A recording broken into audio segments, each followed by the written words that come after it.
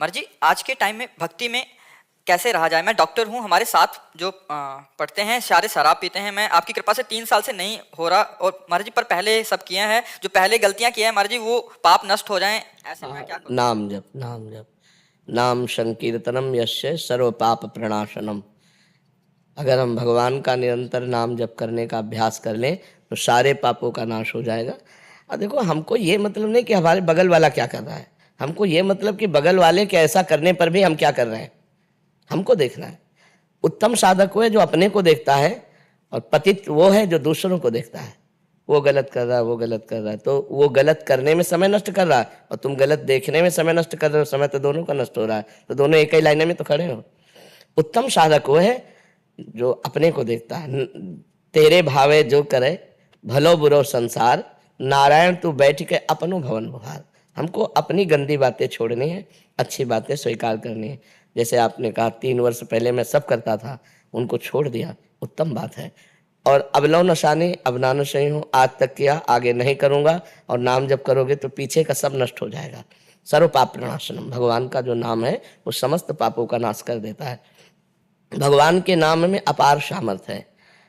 जित संग दोषा स्थिति भगवान के भजन से ही आती है। कि जैसे आपके सामने काम भाव से कोई आकर्षित कर रहा है, लेकिन आपको एक गलत है, मैं नहीं करूँगा।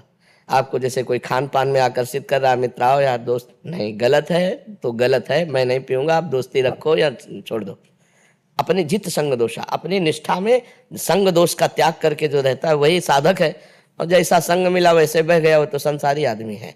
हम गलत लोगों के बीच में भी रहकर गलत ना हो, तभी तो हमारी आध्यात्मिक उन्नति होगी, तभी तो हमारी कुछ विलक्षणता होगी। नहीं तो जैसा संग वैसा रंग, ये तो संसारी पुरुष का लक्षण है। हाँ, खूब सुदृढ़ बनो और ऐसे बनो कि लोग तुम्हारा अनुकरण करें, तुम लोगों का अनुकरण ना करो।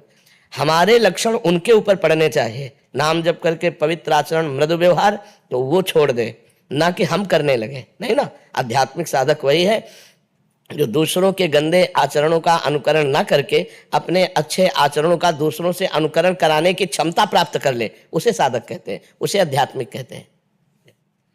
राजेंद्र कुमार अग्रवाल जी। जय श्री हरिवंश। साध्वी प्रिया शरण जी, माता जी, इनका महाराज जी प्रश्न है एक जैसा ये महाराज जी कह रहे हैं कि माता जी कह रहे हैं कि इन्होंने 9 वर्ष की आयु में कहीं कोई संत भगवान घर में पधारे थे, वहाँ से दीक्षा लिया, पर जब युवावस्था आई तो एक जहाँ से इनको वेश मिला वहाँ से इन्होंने गोपाल महामंत्र का मंत्र मिला। महाराज जी अभी कह रहे हैं कि अभी ये मंत्र अभी इनको थोड़ा सचेतता हुआ है कि पहले वाला जपें या अभी वाला जपें। अब देखो, आयु तो पूरी निकल गई, अभी रास्ते का ही तय नहीं किया, चौराहे पे खड़ी, तो आयु तो पूरी निकल गई। महाराज गोपाल महामंत्र जप करती हूँ निरंतर, पर संशय है ना, तो सिद्धावस्था कैसे प्राप्त होगी? जब हमको मंत्र में संशय कि ये जपें कि वो जपें, और पता नहीं ये लाभ देगा कि नहीं देगा, तब तो हमारी सारी साधनें चौपट हो गई। गुरु के वचन प्रतीत न जेहि, तो जब विरक्त हो गए तो अब पीछे का कोई दुनिया रहा ही नहीं। हाँ, तो पूर्व के मंत्र के लिए कहा कि करना चाहिए। आप करो जो अभी मिला है, पूर्व का सब छोड़ दो, और पूरी सिद्धि इसी में विराजमान है। और गोपाल मंत्र को बड़ी श्रद्धा से और पवित्रता से जपो, समय नहीं रह गया। कोई जवान शरीर नहीं कि हम अभी साधना करें, चुपचाप भगवद आश्रित हो जाओ कि हे भगवान मैं आपकी शरण में हूँ, मेरे बनाए ना बनेगी कोटि कल्प लो, आपके बनाए बनेगी पल पाँव में। हे नाथ, अब जितनी श्वासें हैं आपके सुमिरन में गुजार दूं, और आपकी कृपा से मेरा कल्याण हो। नहीं, खूब जब मंत्र में मन लगे तो मंत्र में, नहीं तो नाम जप करो। नाम जप है आपके पास? मुझे सिर्फ गोपाल महामंत्र ही मिला, गुरु जिसने भी दिया सिर्फ एक ही मंत्र। आप निम्बार्क संप्रदाय का तिलक लगाए तो आपके पास नाम भी तो है, राधे श्याम श्याम श्याम, राधे राधे, राधे कृष्ण कृष्ण कृष्ण राधे राधे। तो जब आपको मंत्र में रुचि हो तो मंत्र जपो, उन्हें हर समय नाम जप करो, ठीक है? महाराज जी आपका इनका भी ऐसा ही था, ये कह रहे थे कि इन्होंने प्रथम गुरु पहले बनाए तो जहाँ से नाम जप कर रहे थे, फिर एक बार पुनः इन्होंने दीक्षा ले ली किसी के कहने पे कि गुरु तो कितने भी हो सकते हैं। शिक्षा गुरु चाहे 50 कर लो, दीक्षा गुरु नहीं बदले जाते। 24 दत्तात्रेय जी ने गुरु शिक्षा गुरु बनाए, ना कि दीक्षा गुरु। एक एक जितने भी उसमें पात्र हैं 24 गुरुओं में, तो उन्होंने शिक्षा गुरु बनाए। तो शिक्षा हम 10,000 लोगों से ले सकते हैं। आपका एक वचन अच्छा लगा, आप हमारे शिक्षा गुरु हो गए। आपकी एक बात अच्छी लगी, आपकी बात स्वीकार। बाण बनाने वाले से एकाग्रता की शिक्षा ली, जैसे वो बाण बनाने में तन्मय, राजा की सवारी निकल गई और उसको पता भी नहीं चला बाण बनाने वाले को। ऐसे साधक को अपने लक्ष्य पर एकाग्र रहना चाहिए। कबूतर अपने परिवार में आसक्त होकर जाल में फंसकर मर जाता है। उससे शिक्षा ली कि परिवार और अपने शरीर पर इतना आसक्त नहीं होना चाहिए।